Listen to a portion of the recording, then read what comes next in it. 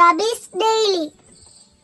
Hi friends, എല്ലാവർക്കും എൻ്റെ പുതിയൊരു വീഡിയോയിലേക്ക് സ്വാഗതം.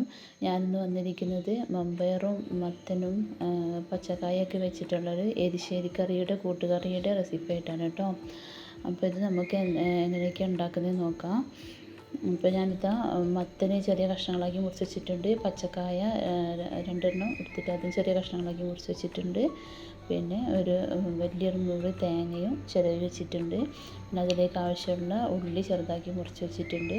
പിന്നെ ചെറിയ ജീരകം, ഒരു അല്ലി വെളുത്തുള്ളി, പിന്നെ കുറച്ച് കാന്താരി മുളക് കേട്ടോ. ഇനി നമുക്ക് ഇത് മമ്പയർ കുക്കറിലിട്ടൊന്ന് വേവിച്ചെടുക്കണം. അപ്പോൾ ഞാൻ മമ്പയറൊന്ന് കുതിരാൻ വെച്ചിട്ടുണ്ടായിരുന്നു. അപ്പോൾ അത് കുതിർന്നതിന് ശേഷം നമുക്കൊന്ന് കുക്കറിലിട്ടൊന്ന് വേവിച്ചെടുക്കാം. കുക്കറിൽ വേവാൻ വെച്ച സമയത്ത് നമുക്ക് അതിലേക്കുള്ള തേങ്ങ അരച്ചെടുക്കാം കേട്ടോ. ഉള്ളിയും ജീരകവും മുളകും ഒക്കെ കൂടി കൂട്ടിയിട്ട് നമുക്ക് തേങ്ങ അരച്ചെടുക്കാം. അതിലേക്ക് ആവശ്യത്തിനുള്ള വെള്ളം ഒഴിക്കുക കേട്ടോ തേങ്ങ അരക്കാൻ. എന്നിട്ട് തേങ്ങ അരക്കാൻ വെച്ചിട്ടുണ്ട്. അപ്പോൾ അതാ നമ്മൾ മമ്പയറും മത്തനും എല്ലാം കൂടി വെന്ത് വന്നിട്ടുണ്ട്. ഇനി നമുക്ക് അതിലേക്ക് അരച്ച് വെച്ചിരിക്കുന്ന തേങ്ങ അതിലേക്ക് ചേർത്ത് കൊടുക്കാം കേട്ടോ. ഇത് നല്ല വെള്ളം പോലെയുള്ള കറിയല്ല, ഒരു കൂട്ടുകറിയാണ്. ഇപ്പോൾ നമ്മൾ ഉണ്ടാക്കുന്ന സമയത്ത് കുറച്ച് വെള്ളം ഉണ്ടെങ്കിലും തണുക്കുന്ന സമയത്ത് നല്ല കുറുകി വരും കേട്ടോ. മത്തനും ചേനയും കായും ഒക്കെ ആയതുകൊണ്ട് നല്ല കുറുകി വരും. അപ്പം നമുക്കിത് നന്നായി ഇളക്കി ചേർത്ത് കൊടുക്കാം. ആവശ്യത്തിനുള്ള ഉപ്പ് ഞാൻ ഇതിലിട്ട് കൊടുത്തിട്ടുണ്ട് കേട്ടോ.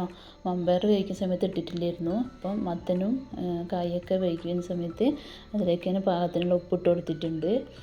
പിന്നെ കാന്താരി മുളകും കൂടി അരച്ചുകൊണ്ട് ആവശ്യത്തിനുള്ള എരിവും ഉണ്ടാവും കേട്ടോ. അപ്പോൾ നമ്മൾ തേങ്ങ നന്നായി തിളച്ച് വന്നിട്ടുണ്ട്. ഇനി നമുക്ക് കറി ഒന്ന് വറവ് ചെയ്ത് കൊടുക്കണം. അപ്പോൾ അത് തള വന്നതിന് ശേഷം നമുക്കൊന്ന് ഇറക്കി വെക്കാം കേട്ടോ. ഇപ്പോൾ അത് നല്ലപോലെ തള വന്നിട്ടുണ്ട്. ഇനി നമുക്കിത് ഇറക്കി വെച്ചതിന് ശേഷം നമുക്കിതൊന്ന് വറവ് ചെയ്യാനുള്ളൊരു പാത്രം വെക്കാം. അങ്ങനെ ഇതാ ഞാനൊരു പാത്രം വെച്ചിട്ടുണ്ട്. അതിലേക്ക് ഒരു വലിയ സ്പൂണ് എണ്ണ ഒഴിച്ചു കൊടുത്തിട്ടുണ്ട്. ഇതൊന്ന് ചൂടായി വരുന്ന സമയത്ത് നമുക്ക് ഇതിലേക്ക് ഒരു സ്പൂണ് കടുക് ഇട്ട് കൊടുക്കാം.